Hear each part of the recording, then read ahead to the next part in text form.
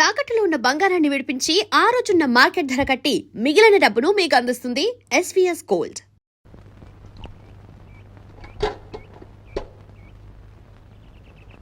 వెధముఖాలని వెధముఖాలు పొద్దున్న లేచి ఏ వెధముండ ముఖం చూశాను.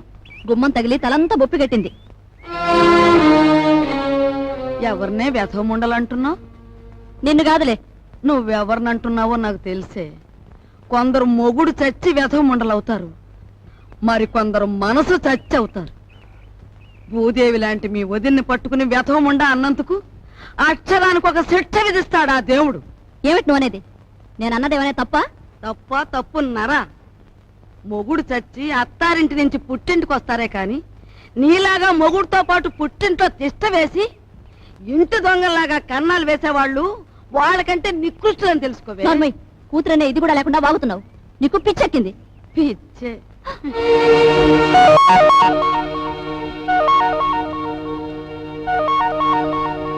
రామ్మ రా, సమయానికి వచ్చావు. చూసావా అమ్మ, దేవుళ్ళంటే నా బిడ్డని మింగింది కాకుండా అది ఎన్ని మాటలు అంటుందో. ఇవి చేతులు కావనుకో అమ్మా, నీకు అన్ని భోగాలు ఉండి కూడా మా ఇంటికొచ్చి ఎన్నో మా కష్టాలు చూసిందానివి. నువ్వేదైనా ఉపాయం ఆలోచించి ఈ గాది కింద పందికొక్కుల్ని విరగడి చేయి తల్లి. మీరేం బాధపడకండి మామగారు, నేను మీ మనవడు కలిసి ఆలోచించాం. నాకు చిన్నప్పటి నుంచి లక్షాధికారులతో మాట్లాడటం అంటే చెడ్డ సరదా అండి. మీ అంతటా మీరే పిలిపించేసరికి నేను కూడా ఓ లక్షాధికారిని అయిపోయిన ఫీలింగ్ వచ్చేసిందండి. ఏం లేదు, మా జయ లక్షల్లో పుట్టి లక్షల్లో పెరిగింది. కూర్చోండి. అదృష్టవంతురాలు, తొందరగా రా. ఆ అదృష్టానికి వారసురాలుగా మాత్రం ప్రవర్తించడం లేదు. ఆ ఇంట్లో 4 రోజులుండి ఇక్కడికొచ్చినా ఆ గూటి పలుకే పలుకుతోంది. నిజానికి ఆ ఇంట్లో డబ్బు యొక్క విలువ తెలిసింది మీ ఇద్దరికేనన్న అభిప్రాయం. అంచేత మీరిద్దరూ ఇక్కడే 4 రోజుల పాటు ఉండి మా జైకి డబ్బు యొక్క విలువేమిటో కాస్త తెలియజెప్పండి. మీ ఇంట్లో సెటిల్ అయిపోయి మీ అమ్మాయికి డబ్బు గురించి చెప్పడం అంటే కాశ్మీర్లో పుట్టి పెరిగిన వాడికి ఐస్ మొక్కల గురించి చెప్పినట్టు ఉంటుందండి. సరే, మమ్మల్ని ఎప్పటి నుంచి రమ్మంటారో చెప్పేయండి. ఈవేళే వచ్చేస్తే చాలా సంతోషిస్తాను.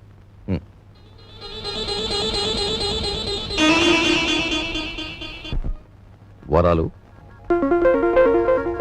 నువ్వు నా ఇల్లు దోచుకోవడానికి వచ్చిన నీ మంచితనం వల్ల నాకు ఆత్మీయుడవయ్యావు. ఇప్పుడు ఇంట్లో సంసారాలని కూల్చేసే నీచులైన 2 దొంగల్ని ప్రవేశపెట్టాను. నువ్వెలాగైనా వాళ్ళని ఇనపెట్టి కట్టేసి నువ్వెన్ని బాధలు పడ్డావో అన్ని వాళ్లకు రుచి చూపించి వాళ్ళకు బుద్ధొచ్చి లెంపలేసు పారిపోయేలా చెయ్యాలి. ఏం చేస్తావు? మరి ఆర్డర్ అయ్యాలే గాని వాళ్ళిద్దరికి దెమ్మ తిరిగిపోయి బొమ్మ కనిపించేలా చేసేస్తాను. నేను ఇల్లు వదిలిపెట్టి వచ్చేశాను. మొన్న 8 రోజులు సైకిల్ తొక్కి డబ్బు సంపాదించిన దగ్గర నుంచి మా అన్నయ్య ఎలక్షన్లో గెలిచిన ఎన్టీ రామారావు అని అనుకుంటున్నాడు. అభిమానంతో అందరూ ఎన్టీఆర్ని అన్నా అని పిలుస్తుంటే వీడు మా మీద అధికారం చలాయించి అన్నా అనిపించుకోవాలని చూస్తున్నాడు. ఏంటి, మీ అన్నేను అన్నా అనాలా? అందాం.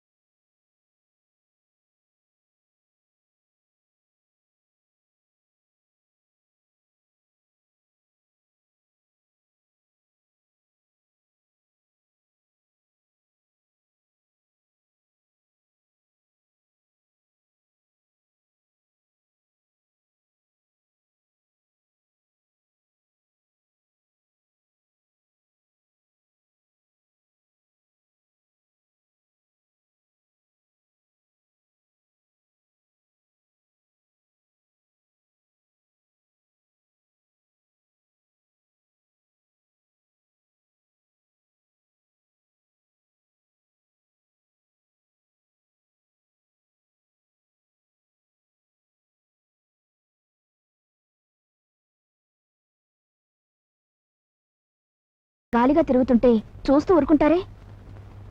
సంసారాల్లో కొత్తగా పెత్తనానికి వచ్చిన ప్రతి అన్నకు వచ్చే ఇబ్బంది ఇదే. నిన్న మొన్నటి వరకు ఏరా అన్నయ్య అని పిలిచేవాడు. ఈవేళ నా భావాలకు కట్టుబడి ఉండాలనేసరికి వాడి కొంచెం కష్టంగా ఉంది. ఓ ఇదేమిటి, నీ అన్నయ్య మెడలో వేస్తున్న దండని నీ మెడలోనే వేసుకొచ్చావే? మన తడాకాకి తట్టుకోలేక వాడే నా మెడలో దండ వేయించాడు గురు. ఎలా ఉంది మన ప్రోగ్రెస్? ఏడ్చినట్టుంది. నీ ఎక్స్ పార్టీ వాడు నీ దండను తీసి నీ మెడలోనే వేశాడంటే నీ చెప్పుతో నిన్నే కొట్టినట్టు ఫూల్. ఈ ఆస్తంతా చూస్తుంటే మీకేమనిపిస్తుంది? ఏమనిపిస్తుంది? ఇన్నాళ్ళు మీ ఇంట్లో మంచానికి పట్టిన నల్లుల్లా పడున్నాం. దాని బదులు ఇంటి గోడలకి బల్లుల్లా అతుక్కుపోతే ఎంత బాగుండేదో. అప్పుడు ఎలా ఉన్నా ఇప్పుడు ఈ బంగారు పంత్రంలోకి వచ్చేసాంగా. ఏమండి, ఇక్కడున్న ఒక్కొక్క వస్తువు మెల్లగా మన ఇంటికి చేరిస్తే ఎంత బాగుంటుందో. మన ఇద్దరం సరిగ్గా అమావాస్య నాడు పుట్టుంటామే. అందుకే ఇట్లాంటి గొప్ప గొప్ప ఐడియాలు వస్తున్నాయి. మ్మ్. మ్మ్. దాచేయి దాచేయి దాచేయి. రేయ్ రేయ్, ఎవడ్రా నువ్వు? నేను మా నాన్న కోసం వచ్చాను. అవును, నేను గొట్టంగానని వీడికిలా తెలిసింది? రేయ్ రేయ్, పుడతకీచు వచ్చేబెట్రా. నువ్వు ఇక్కడికి వస్తే నా పేరు వరాలని భుజంగరావు కాదని అందరికీ తెలిసిపోద్ది. మరప్పుడు చిల్లరలకు వస్తుంది. ఇదిగో బాబా, ఇదిగో ఈ డబ్బులు తీసుకుని నువ్వు వెళ్ళు వెళ్ళు. డూప్లికేట్ భుజంగరావు గారికి నమస్కారం. డూప్లికేట్ భుజంగరావు ఏమిటి? Non sense. డోంట్ టాక్ అంటే డోంట్ టాక్. తారు డబ్బాలో ముంచిన కుక్క పిల్లలా ఉన్న ఈ కర్రి నా కొడుకు, నీ కొడుకు, అవునా కాదా? ఈ ఇనపెట్లో ఉన్న డబ్బంతా కాజేయాలని వచ్చావు, అవునా కాదా? మీరు విన్నది నిజమే. ఏదో పిల్లలు గలవండి, కావాలంటే ఓ అణావాట ఇచ్చుకుంటాను. ఆనావాటనా? ఉమ్. కొట్టానంటే కొత్తిమీర చట్నీ అయిపోతుంది నీ ముఖం. హలో, నన్ను ఇక్కడికి పంపించిన మా బాసు నాకు ₹10 వాటా ఇస్తా అన్నాడు. కావాలంటే నా వాటాలో 50-50 పావల వాటా ఇచ్చేస్తాను. ఉం? మా అమ్మ చింతామణి. ఏం ఓకేనా? గత్యంతరం లేదు. ఓకే మరి. ఓకే, ఒప్పుకుంటున్నాం. తెరో ఇనపెట్టి తెరో. ఎనపెట్టా?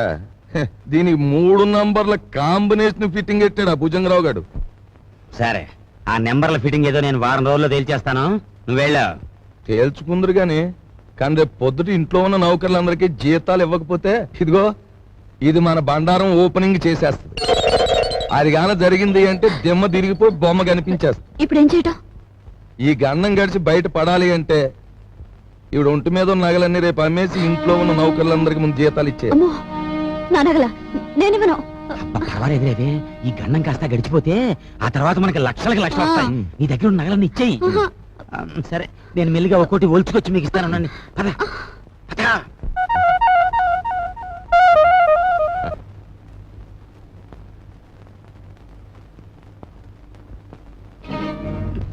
నిన్న తాటాకులు కట్టావు, ఇప్పుడురా చూద్దాం.